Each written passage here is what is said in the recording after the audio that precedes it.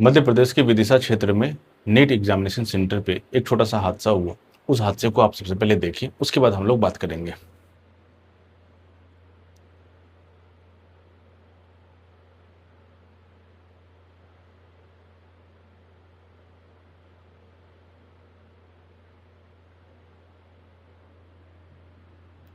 देख लिया आपने, क्या पता चला? एक बाप अपनी बेटी को एग्जाम दिलवाने विदिशा क्षेत्र में ले जाता है, नीट एग्जामिनेशन सेंटर पे। होता यह है कि कुछ बारिश हो जाती है और उसके साथ कुछ दूर तक ट्रैफिक लगा हुआ होता है, जिसके कारण बच्ची को सेंटर तक पहुंचने में कुछ देरी की दिक्कत हो जाती है, कुछ देर हो जाती है ना। अब वो एग्जामिनेशन सेंटर में पहुंचती है, 5 मिनट लेट थी। बाप जो है हाथ फोल्ड करके रिक्वेस्ट कर रहा था कि कृपया मेरी बेटी को अंदर एंट्री करने लेने दीजिए, है ना। खैर, वहाँ पे जो जवान बैठा था, वहाँ पे जो ऑफिशियल्स थे, वो नियम के खिलाफ तो नहीं जा सकते थे, रूल्स के खिलाफ नहीं जा सकते थे। लेकिन सवाल यहाँ खड़ा नहीं होता है दोस्तों। सवाल यहाँ पर यह खड़ा होता है कि आपने इससे पहले भी एक गलती की। गलती आपसे ये हुई कि आपके द्वारा नीट एग्जाम पेपर लीक हुआ और दोबारा आपने नीट एग्जाम पेपर कंडक्ट कराया। तो इस बार लीक का कोई सवाल नहीं है, लेकिन सवाल यहाँ पे ये खड़ा होता है कि क्या आप एज अ शासन और प्रशासन दोनों मिलकर के क्या हमारे कंट्री में व्यवस्थाएं को सही तरीके से चला पा रही है या नहीं।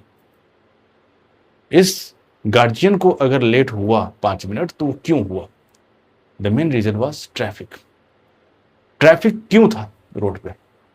अगर आप 5 मिनट बाद एंट्री नहीं दे रहे हैं एग्जामिनेशन हॉल में, तो फिर रोड पे ट्रैफिक कैसे हो सकता है?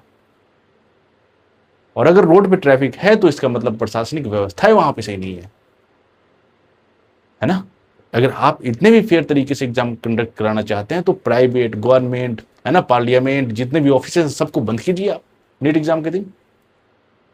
रोड को पूरा खाली करवाइए, ट्रैफिक नहीं लगेगा। उसके बाद अगर कोई लेट आता है तो फिर ठीक है, आप उसे एंट्री मत दीजिए, है ना। लेकिन यहां पे क्या हो रहा है? जब नीट एग्जाम पेपर लीक हुआ, एट दैट टाइम जो लॉस एक गार्जियन को हुआ, जो लॉस, मेंटल लॉस जो एक बच्चे को हुआ, जो सफरिंग्स बच्चे के साथ हुआ, जो सफर किया, मेंटल सफर, क्या उसका कॉम्पेंसेशन सरकार ने दिया?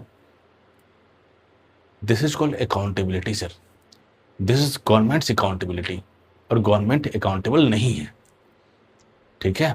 ये बहुत बड़ी बात है।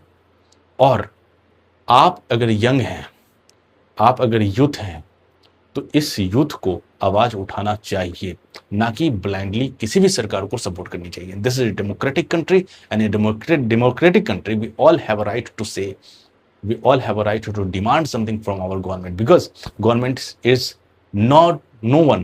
government हमने बनाया। We the people of India make government.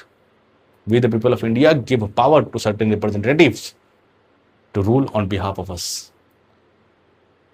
तो भाई उन्हें, हमें पूछना चाहिए, सवाल करना चाहिए, ना कि ब्लाइंडली सपोर्ट करना चाहिए, ना कि भगवान मानना चाहिए, और ना कि राजा महाराजा मानना चाहिए sir. This is completely irrelevant thing. This is completely illogical thing. You must have to realize these things. Okay.